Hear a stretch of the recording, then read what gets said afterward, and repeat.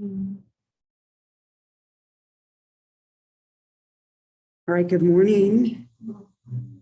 How's everybody? It's almost break. We're so close, right? Not that I'm like counting, but like my little cruise countdown timer, 2 days, 3 hours and 29 minutes to go until I can eat my first meal on the cruise ship, right? Not that I'm planning meals or anything, but I do have them all mapped out. I'm very ready to eat on the cruise ship. I found the last time we went was for our honeymoon, which was maybe like 14, 15 years ago. And I found the video of it and we watched it yesterday with the kids and they're like, you recorded food a lot. I'm like, that's true. Like I had videos of the dining room and every single restaurant and like hardly anything else. So I was like, I didn't realize that's all I recorded, but it makes sense. Very excited to do that. I think I've asked you before, but is anyone going anywhere fun? I've been asking everyone, but is anyone doing anything yet? To sleep, you know, that sounds amazing, right? Everyone's like, yes, right? Sleep it's so nice to be able to catch up on sleep. I plan to do, I hope, lots of sleeping and eating as well. There was another, yeah. Nice, we're in Oregon. We're actually going up to Oregon State, so Oh, congratulations. So up in Corvallis. Nice, it's beautiful up there. Absolutely beautiful. It's like Humboldt, but even more trees, right? Yeah. I wanted to go to Humboldt, but a little more because I've been. Yeah. And there's more up there too, which is in a way is kind of nice, right? Humboldt's such a small area, which is neat, but it's can be hard too. Anybody else doing anything fun? Yeah. I'm taking her studios. That sounds like fun. I haven't been there in like 10 years. You know what's funny is I hadn't been in 10 years either. And it felt like it barely, other than the Harry Potter area, which I'd never seen, it felt the same. Like the tram ride felt the same as it was 10 years ago. But it's a fun place to go. Absolutely. I want to go next year because there's like a. Yeah. Yeah. But me and my girlfriend watched all the Harry Potter movies. Nice. That's why I take. Yeah, you gotta try the butterbeer. It was better cold. Right. With the phone, yeah. So it feels like people are one or the other. I liked it better. You got one hot, one cold. I like it. But I tend to be that way anyway. But yeah, the Harry Potter area was really cool. I was surprised. My kids are obsessed with Harry Potter right now. Just like my twins want to redecorate their whole room to be Harry Potter. Well, that could be fun, right? But they think we can paint a castle on the wall. I'm like, how creative do you think we are? That's intense right now, but they definitely are obsessed with it. So, anybody else? And we'll move on, but you know, these are fun things to think about. Yeah. Okay, nice. Anything fun in your area? Not too hot there yet. I'm normally to visit a venue. That's exciting. Anybody else get accepted to like the school that you're going to? Well, that's really good. Like, I mean, it's a big deal, you know. Yeah. I go to Cal State Arthur. Nice. Yeah. Close by, but a great school. Yeah. I almost did my master's there just because it was so convenient. It's right here. But I went to Humboldt instead. Right. We'll get going on this, but just fun things to think about, right, every now and then. But I'll remind you, I wrote that up there on the board. The second part of the paper is due by tonight at 11:59 p.m. And I know it's close to the exam that we had on Tuesday, but I wanted everything out of the way for you for spring break. So I'd rather you have a little bit more this week and then hopefully actually be able to sleep and eat and do fun things next week. So don't forget to turn that in before the deadline tonight. If you miss the deadline, you can still email it to me, right? You'll lose 10% each day that it's late. So that's 4 points, but it's obviously way better to lose like 4 or 8 points than get no points. So, you know, definitely try and meet the deadline, but if you haven't quite finished it because you have other stuff going on, you can always email it to me tomorrow or Friday, or I guess tomorrow is Friday, tomorrow or Saturday or whatever, and then still get some points for it. So don't forget about that. Are there any questions about that? We've talked about it several times, but just to make sure. Yeah. Here. And I have two things that it might be. They have a lot of overlapping symptoms. How would you differentiate between the two?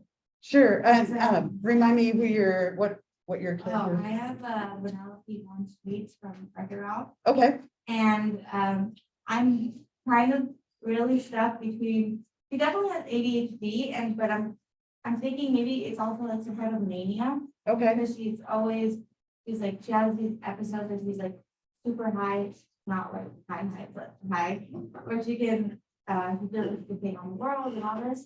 So I look at their symptoms and they overlap. Yeah. A lot. right, the distractedness, the like hyperactivity element can be overlapping. Her age though, right, would, He's like 30. yeah, so that would push me a little bit more toward like the ADHD stuff, but a lot of people have that, right, where you have maybe one or two disorders that you're thinking.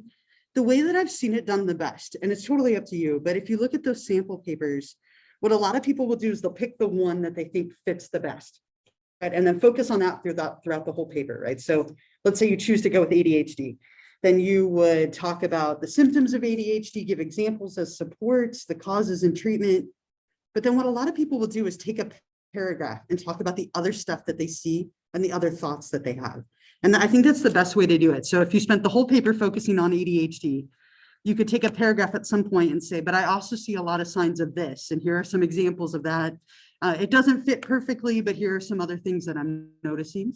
And that seems to be a good way of doing it. Or if you're torn between two disorders, present the one that you think is the most likely and take a paragraph to talk about other things that aren't maybe captured by that disorder. I've seen that work pretty well, because if you try and do both, when you focus on more than one disorder, it just starts to become overwhelming for the size of this paper. If it were a longer paper, it wouldn't be a big deal, but I would pick one and run with it, and then just talk about the other a little bit at some point in your paper. That's what I would go with. And for this part, you just need that rough draft, but the more you give me, the more feedback I can give you on it. And yeah, I think that might be a good way to tackle it. Anybody else? Any other questions about the paper at all? I did grade all the exams, right? So obviously we had the test on Tuesday. I wrote down the stats for it. The high score was a 97. The low score was a 44. The average was an 86, and the average amount of time to take the test was 63.5 minutes. So most of you clearly had plenty of time. I mean, 97, that's amazing. There were a lot of A's. The average is like a really, really solid B. So most of you did really well on the test. We have one more exam in this class, and then the final paper is also worth the same points as an exam. So we have lots of points left for sure. We have one more exam, which we'll start with this unit today. So everything from today on will be on the final, which is just a third test. So it's not cumulative in any way. It's just a third exam, and it'll also be online, same format and style as you've done twice now. So again, we're past the halfway points. We have one more exam and then the paper, and then that and some participation. So again, I posted all those grades. I'm going to try and grade all of these before I leave on Saturday. Just so that you're not spending the whole break anxious about your grade. If I don't get to them all, I'm sorry, but I'm going to try. That's my goal, is between today and tomorrow to try and grade them before, so you're not waiting a whole week. But if you don't see your grade, I will definitely be getting to them when I get back. But don't forget about that. And again, you can always email it to me late if you don't make the deadline, and you'll lose a few points, but that's better than no points at all. So in this last unit, we're going to look at schizophrenia, which we'll start today, personality disorders, childhood and adolescent disorders, disorders of aging, and then forensic psychology and psychology in the law to end the semester. So those are our topics that we have left, lots of kind of interesting ones, starting with schizophrenia, which might help a few of you. A lot of you have characters with personality disorders, so that unit will probably be really helpful when we come back from break. But today we'll look at schizophrenia. We'll just kind of start this. It'll take us 2 days to get through, but we'll look at some of the symptoms, lots and lots of symptoms related to schizophrenia, and I have lots of little clips to highlight this. But schizophrenia is a very different disorder than anything we've talked about so far. Schizophrenia is considered a psychosis. Now, if somebody is psychotic, psychosis or being psychotic isn't a disorder. It's like an umbrella term, right? So if somebody is psychotic, it means they have lost touch with reality, And so schizophrenia is a psychosis. It's a psychotic disorder, probably the most severe disorder that we have talked about or will talk about, because people who have this have lost touch with reality. The symptoms that they have are so drastic and severe oftentimes that it makes it very difficult to tell what's real and what isn't real, right? So things like hearing voices or seeing things that aren't there, or having false beliefs about reality, right? The symptoms of this disorder can be so difficult that people aren't able to know what's real or not. And so we would call that a psychosis or a psychotic disorder. So schizophrenia has a lot of different symptoms. They actually used to divide it up into 4 or 5 different types of schizophrenia, depending on the symptoms. So they got rid of that in the last DSM. So now it's just one diagnosis of schizophrenia, but there's all sorts of things we'll talk about. There's strange perceptions, abnormal thinking, seeing and hearing things that aren't there, unusual emotions, motor abnormalities. There's just an incredible number of different ways that this can present. And that's what we'll start looking at today, all these different symptoms that people can experience. But again, the essence of this is that you have lost contact with reality because it's difficult to know what's real and what isn't.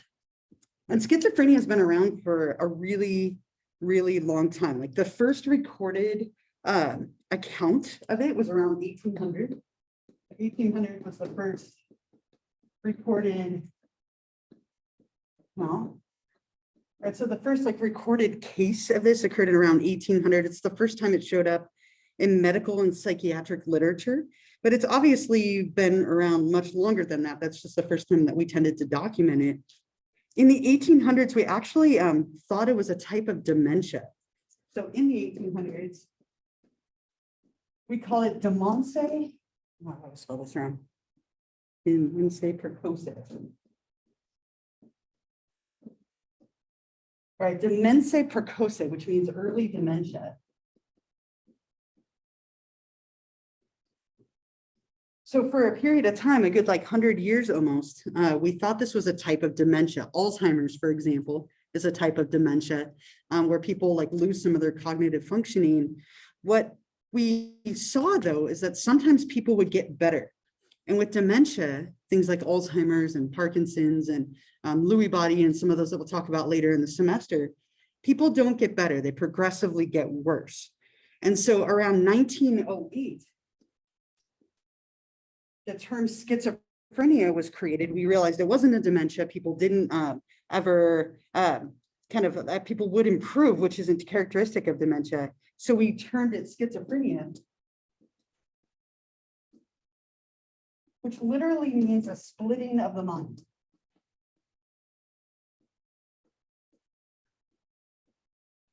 It's from schiza and phren, which means a splitting of the mind in Greek. Was that a?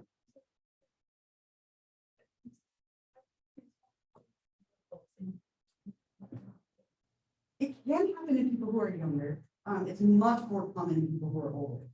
So the random piece of information, the earliest recorded case of dementia, of Alzheimer's, happened in a 13-year-old. That's ridiculously uncommon, right? It's usually 65 and older. So the early dementia can occur in the 50s. So there are assumptions that schizophrenia used to be a form of dementia. They used to think that, yeah. So that assumption was, okay, because dementia can happen, but because schizophrenia can happen at any age, right? At any age, for sure.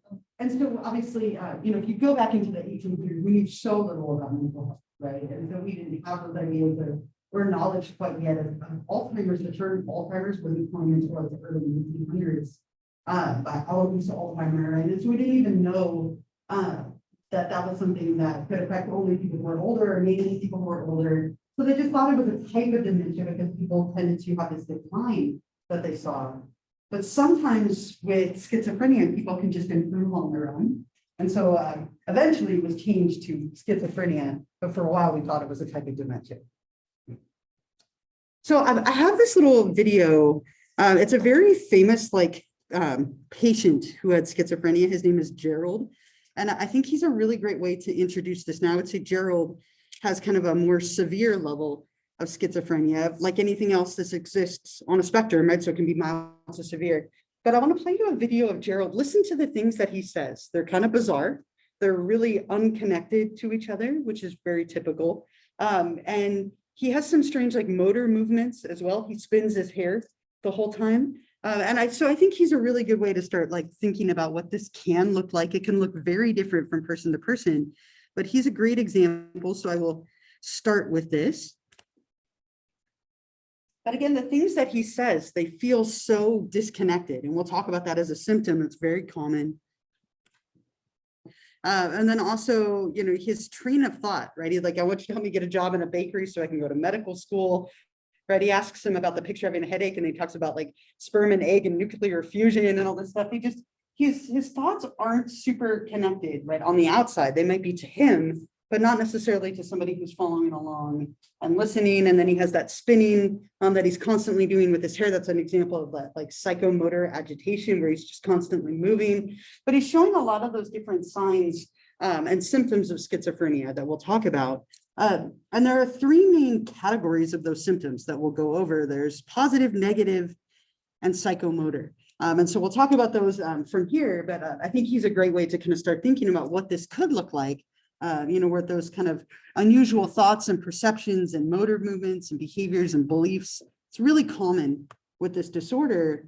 And this disorder is really commonly confused with dissociative identity disorder. Dissociative identity disorder, if you remember back, that's the one that commonly known as like multiple personality disorder, right? Where people have two or more personalities that take over their behavior and personality. With this disorder, even though it's a splitting of the mind, there's only one personality. They're not the same. Though Hollywood loves to combine them to make it like more dramatic, but they're very different. Now, of course, in theory, and this is so unlikely, but it's totally possible, you could have someone who's one of their personalities had schizophrenia, just to make it complicated, but that would be really unlikely. All right, so they're different disorders. This one has a lot of like strange thinking and perception and beliefs and like hallucinations, versus dissociative identity is two or more personalities taking over a person's behavior. Yeah. Dissociative identity caused by like trauma. Yeah. Yeah, that's like the number one reason for people having dissociative identity disorder is childhood trauma or something traumatic. And so they repress a personality or like part of themselves and then create another identity to allow them to cope with it. And so that's really the most common reason that people develop it. Versus this one has a little bit more of a genetic piece to it and a little bit of an environmental piece as well, which we'll talk about. But yeah, they're very commonly confused. So if I were to ask you on an exam, are schizophrenia and dissociative identity disorder the same thing? Right, the answer would be no, right? They're definitely different. Though, like I said, the media loves to combine them, which just makes it all the more confusing. So we'll start with the positive symptoms. Now, psychology's famous for doing this, right? When you hear positive, you probably think good. Right, these aren't like the good symptoms of schizophrenia. Positive, just like with conditioning, positive means excesses or additions. So these are like symptoms that are in excess or addition to normal thoughts, emotions, and behavior. So these are kind of bizarre additions, right, or beyond and like an excess. And these are the most common symptoms of schizophrenia by far. Right, the ones that are on this slide are very, very common. A lot of people struggle with these different symptoms. And of course, on a range, like they can be mild, but they can also be profoundly severe. So one of the most common is delusions. A delusion is a false belief about reality that has no basis in facts. So delusions are thoughts, right? It's a belief or a thought that you have that isn't actually true. And the most common way that these can present is people get paranoid delusions. People are out to get me. I'm being watched. There's a video recorder up there in that projector, watching and recording and listening to everything that we're doing right now. Like government conspiracies, right? Things like of a very paranoid nature are incredibly common with schizophrenia. Right? That like big brother is watching you kind of mentality, a lot of conspiracy theories, being paranoid and not trusting anyone. We'll talk about paranoid personality disorder in chapter 13, but this tends to be this belief that someone is out to harm you or you're being watched and so on. That happens a lot with these delusional beliefs. You can also have what are called delusions of grandeur, where you believe that you're somebody really important. It's almost like an inflated sense of importance. And it might be that you're a different person in your mind, or it could be that you just think you're very important and that everybody is like watching you and paying attention to you and idolizing you. The common way this presents is people thinking that there's someone very like famous or a religious figure. Oftentimes you'll see someone who has schizophrenia, like standing on the corner of a street, like kind of a, speaking the word of God, right? As if they were God, right? Like that sense of like, I'm important, like I'm a religious figure, believing you're the president of the United States, or that you're somebody who's really famous, right? Grandeur is this idea that you're someone who's grand or important, that everybody would be paying attention to or following or looking to. The other way this can present is something called a delusion of reference, where you read into everything, right? People who have delusions of reference find meaning in things that are meaningless. Like they're constantly over-interpreting every little thing. I'm like looking around for inspiration, right? So I don't know if any of you have has anyone in here ever done an escape room before? Right, like I think I told you, right? Like I'm obsessed with them. 94. I'm up to 94. But in escape rooms, you have to read into everything, right? Like every little thing can sometimes be meaningful. And so like you'll see like scratches on the wall, and sometimes that's a combination. Like there's 3 scratches and 2 scratches and 1 scratch, and that's going to go on a lock. Sometimes I'll leave an escape room and I find myself still looking for that stuff.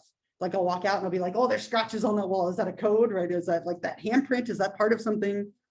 But it's like somebody who's doing that with everything, right? And so delusions of reference are when you just find random meaning and stuff that is probably meaningless. Like, why did you all sit in the desks that you did today? Like, what did you all know that I didn't? Nobody sat in this row. Like, you only sat in that one chair. And why did they put that thing on the wall back there? What's it covering, right? And these posters are here, right? Like, it's just like every little thing. Sometimes it's hard to turn off once you start doing that. But like, what's the pattern? Right? Like, there's a pattern and meaning to everything. If I could just figure it out, then I would be able to whatever, right? It's like, it's constant and never stops. Reading into every little detail. And I have a great example of this. There's some other stuff going on in this movie, but if you've ever seen the movie The Number 23, but it has Jim Carrey in it, but he's not funny in it, which is always a little weird. But in this movie, he has these delusions of reference around a number. He relates everything back to the number 23. And so that's the clip that I want to play for you. And again, there's a little bit of like other side plot of it, but it's very common when people have delusions that they try and do that. And numbers are actually really common. The number 23 is a very common number for people to have delusions around, like relating it to that. But it can be any of these, very common. And sometimes it's interesting too, because other people can get sucked into delusions. Like you see his son kind of being like, oh, 23, like he gets involved in it a little bit. And sometimes when people have these delusional beliefs so strongly, they can pull other people into them. There's a disorder called shared delusional disorder, a little different than what we're talking about, but where somebody else can start to believe someone else's delusions so strongly that they adopt them as their own. And I remember years ago, there was a movie, I don't know if I'd recommend it necessarily, but it was called Bug, right? And I was like, ooh, I like creature films. Like, I'll go see it. It's about bugs, right? Like, could be interesting. Not a stinking bug in the whole movie, right? There's no bug in the movie. The bugs are completely made up in this guy's head.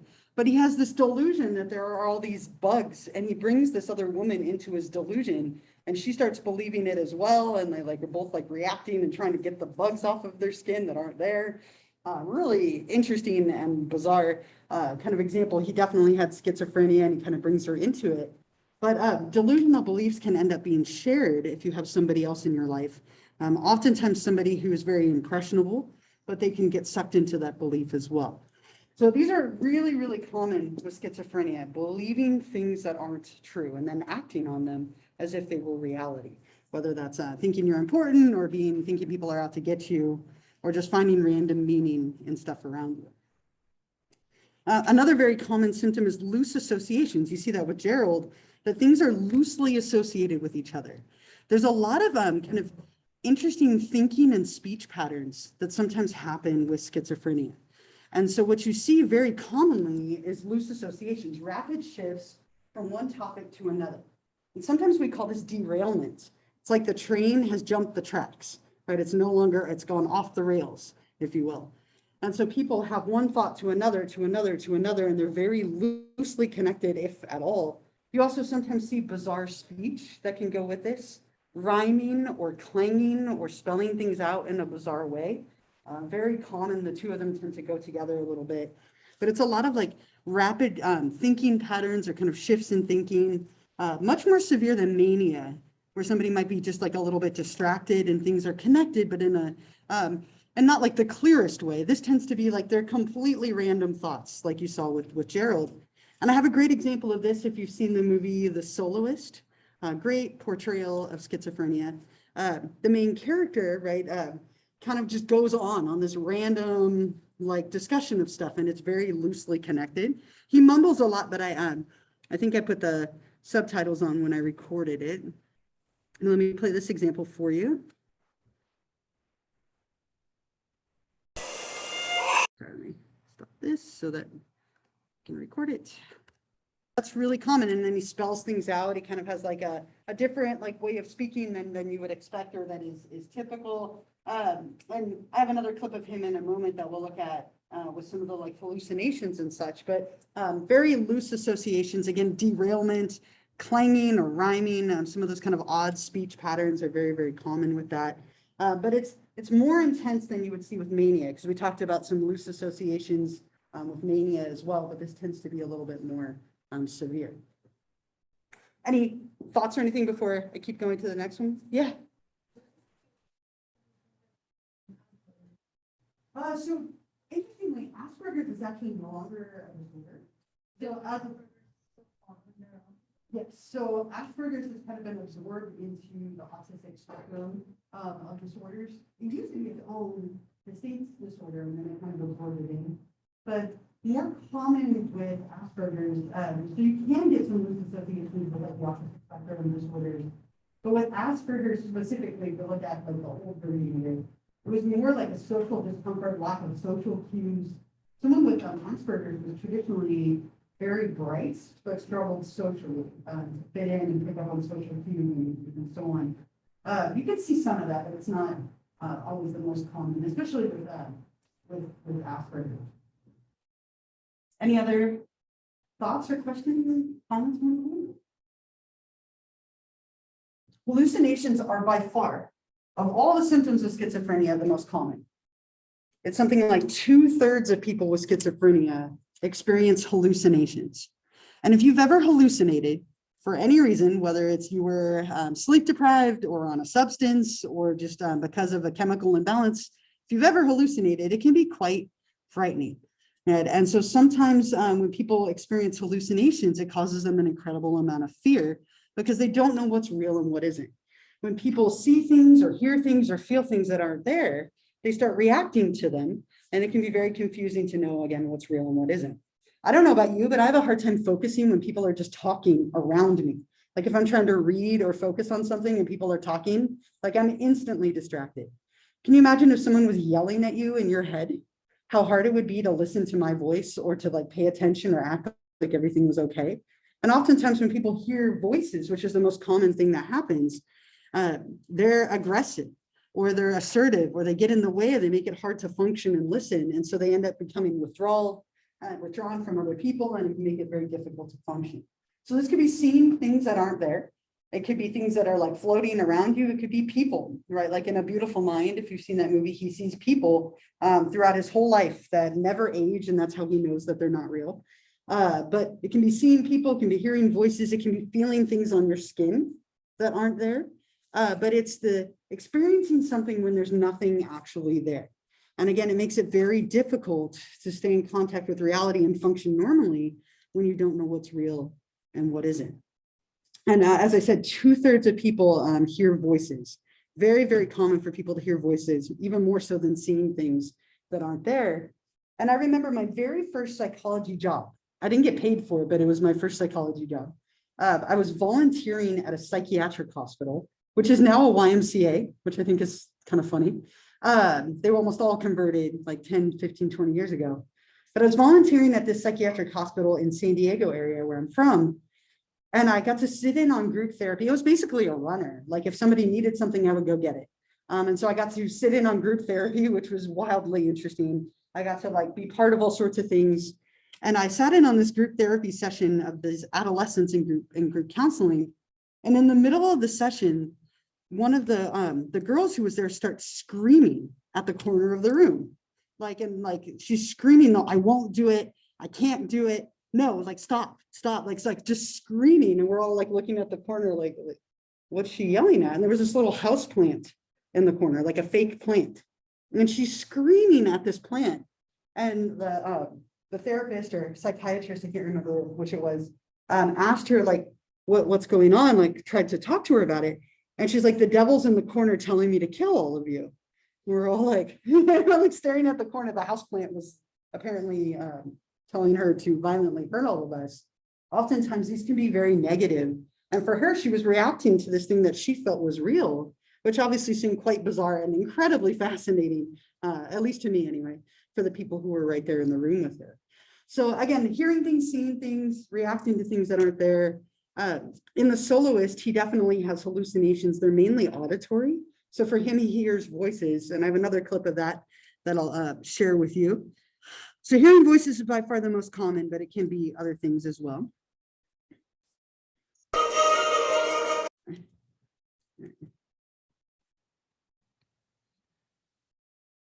Computer gets so slow when it's connected to, you know, they have a cloaking serum and all this stuff. You see his like garage outside filled with like conspiracy theory kind of stuff, all these articles and magazine and newspaper things that he's collected. So you see a lot of that occurring together. Now, when they occur together, it can be even more difficult, right? And you see him reacting so much to these other people that aren't actually there. And for him in that movie, which is based on a true story, he learns to recognize that they're not real because they never age. So the little girl and the guy, and then like the CIA guy as well, right? They never change. And so the fact that they never change helps him to identify that they're not real. And he can try and hold on to that, but he sees them his entire life through, right? And so again, it can present in a lot of different ways, but I love with that clip in that movie that you see them occurring together, because that can definitely happen as well. The last one up here, definitely the least dramatic of all of these, but very, very common, inappropriate affect. People who are displaying emotions that are unsuited to the situation. Now, I guarantee every single one of us at some point has maybe not reacted perfectly to something, like maybe you smile when you shouldn't have, or laugh when you shouldn't have, or you're not upset enough for the situation. This is somebody who's constantly reacting in a way that's very inappropriate to the situation around them. And the reason that they're typically reacting so inappropriately is they're reacting to things in their mind rather than reality. Right? So they might be laughing at or responding to something that they've heard rather than what's actually happening. And a great example of this, I always think of this, have any of you seen the new Joker movie? Right? He laughs in situations that aren't at all funny, right? Like he has this like overt like laughter and like a very like dramatic laughing response to things that aren't funny in the slightest. You see a lot of symptoms of schizophrenia in that character, like seeing things that aren't there. Really interesting portrayal of the Joker, really sad movie, really, to watch. But you see, they kind of take it from a very schizophrenia-like perspective of him having inappropriate affect and hallucinations and delusions and so on.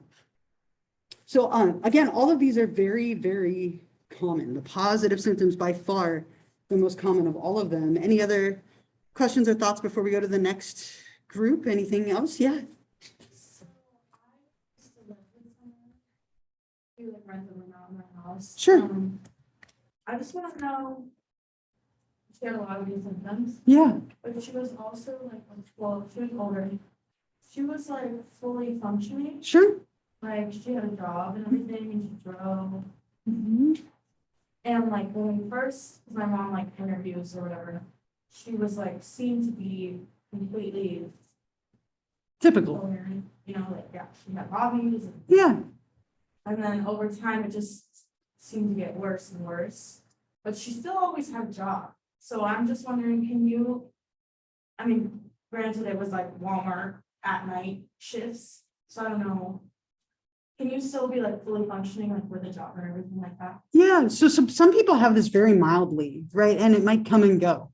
I actually had a student, my first semester here, so it was like 13 years ago at this point. I had a student who had the early stages of schizophrenia, and I would have never known had he not told me.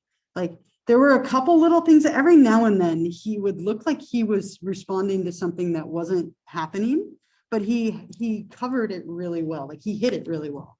And so sometimes when people have schizophrenia in like the early stages, it comes and goes, and there might be moments where they're not sure if something is real or not, but they keep things under control pretty well. And we'll talk about those stages, but in the beginning stages, it's just like little things.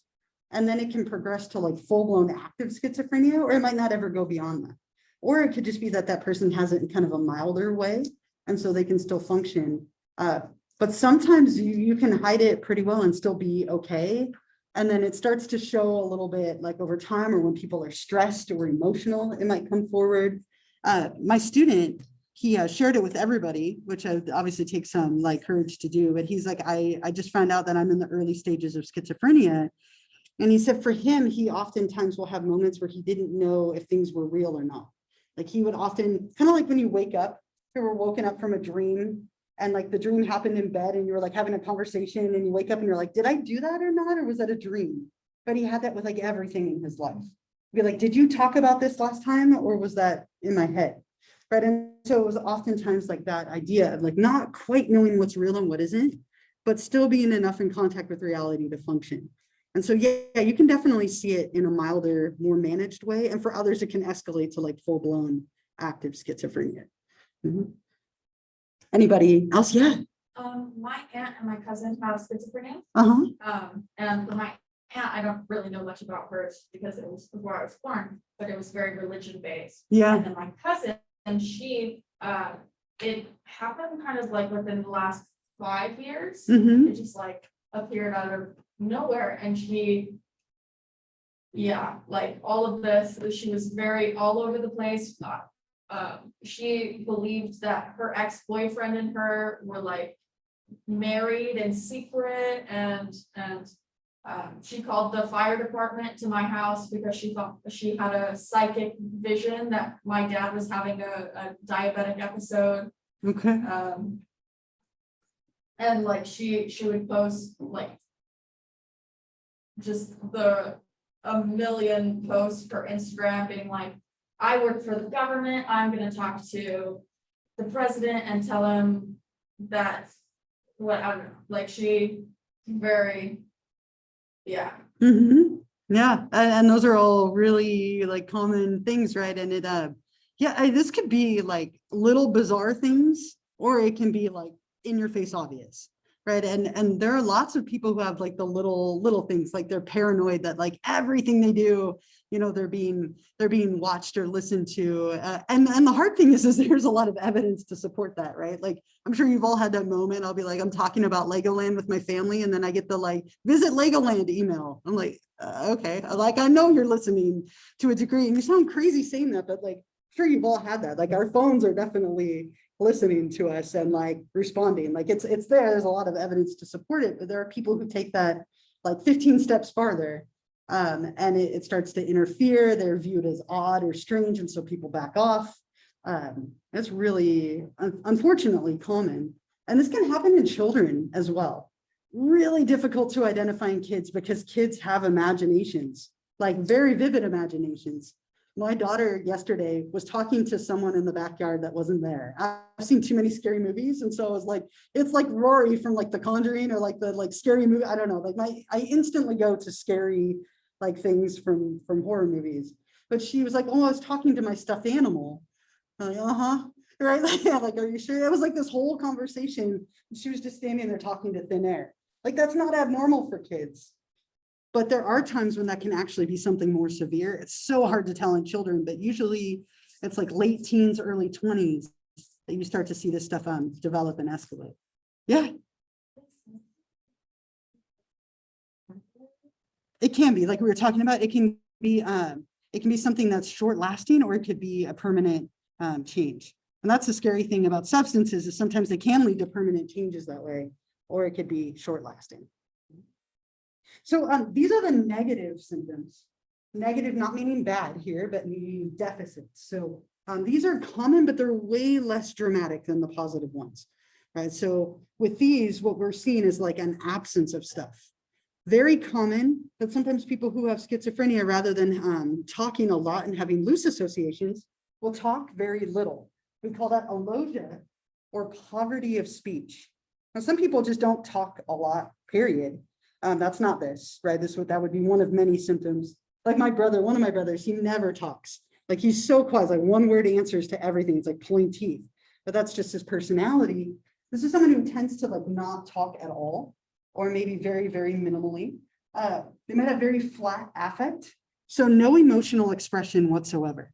They're just kind of never reacting to anything, right? Very, very flat in their emotions, very minimal speech. They tend to withdraw a lot, because what happens is if you're not like talking, you're not reacting to people, you're not picking up on social cues, it makes you awkward. And so people tend to want to not be around you. And so what happens is then people withdraw and they become on their own, and then the things get worse because they have no company to kind of balance it out. And so it tends to be this cycle that happens. You can also get a loss of volition where people just do very little. So with all of these, what you're seeing is somebody who's like maybe not moving a whole lot, not talking a whole lot, withdrawing from other people, not a lot of emotional expression. And those are, again, very less dramatic in their presentation, but they're common. And so we might see is all of these, and someone could have in theory all of these different symptoms, but these ones are a little less like impacting for the most part than the ones on the previous slide. There's one more group of symptoms that people can present with, and those are the psychomotor symptoms. So these can be like awkward movements, grimaces, odd gestures, things that have a private purpose. Sometimes you'll see someone like doing like a gesture, and it might look random to all of us, but they're pushing the button, because if they don't push the button, something bad's going to happen, right? So they're reacting to something in their mind, and it might not look like anything to us, but in their mind, they're reacting to something that they see or that they believe to be true. It can be strange, like movements, like Gerald with the spinning of his hair, right? Just constantly doing that. It can be what's called catatonia. A catatonic state is when somebody stops reacting and responding to the world around them. And you sometimes see that with schizophrenia as well, that people will just sit quietly or lay quietly, and just it's almost like they're closed off to the world around them. They're almost unresponsive, and they might not talk at all. They show a lot of those negative symptoms. I always think of Michael Myers from the like Halloween movies. He, as a child, showed a lot of like in the movies, of course, right? Showed a lot of signs of like catatonic schizophrenia.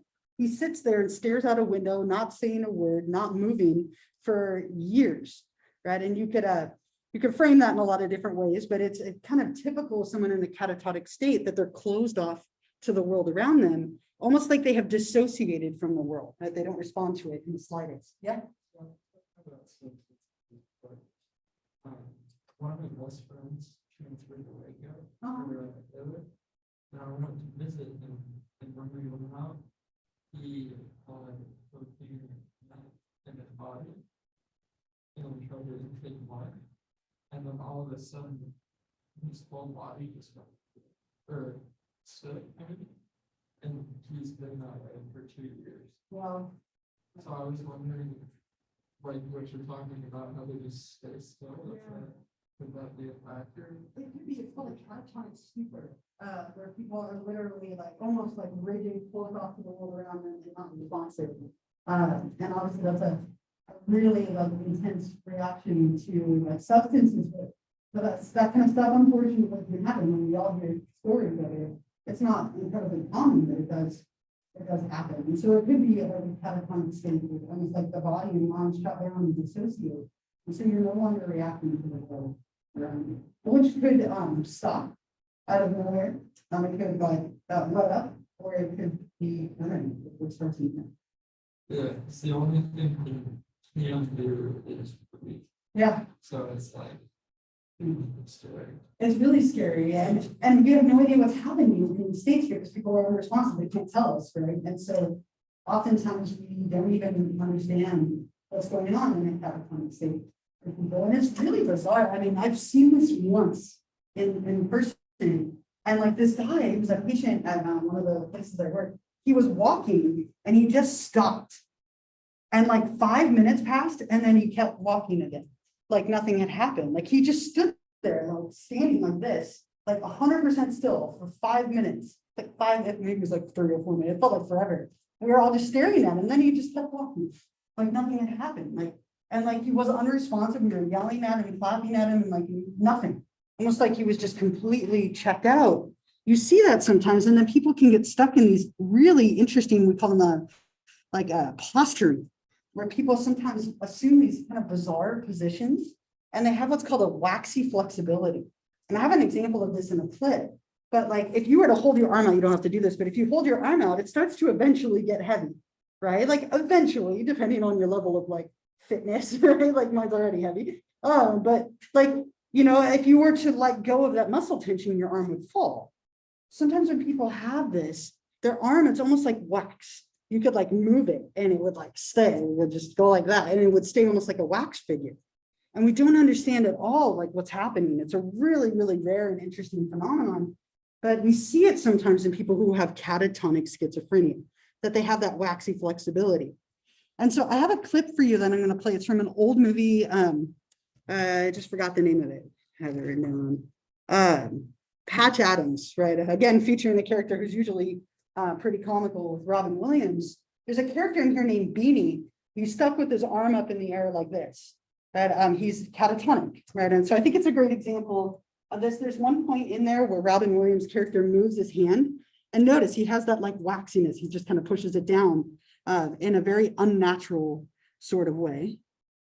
And so obviously they're being like super insensitive, but you could see in that clip, right? His arm is stuck up in the air.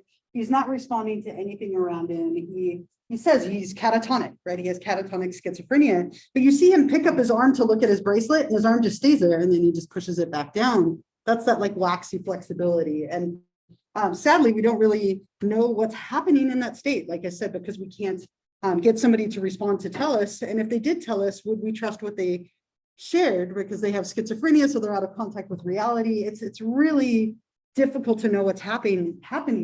It's almost thought to be an extreme loss of volition, right? That people are so unmotivated to do anything that they like cut off from the world around them and dissociated. So really not the most common, but we do see some of this like posturing and that catatonic stupor and rigidity, or awkward movements like Gerald with the spinning, much more common. Or just odd gestures, things that have a private purpose. And so when people are showing all these symptoms, some combination of all of these, we would diagnose them with schizophrenia, right? And those are the big ones. There are more, but those are the really common ones that people might experience. And then what we'll do after spring break, we'll talk a little bit, we'll talk about the course of schizophrenia, the way it can appear and progress or not. And then we'll talk a little bit about like the causes and treatments and so on. But we'll stop there for today so that we, rather than start and then have to stop from there. So don't forget,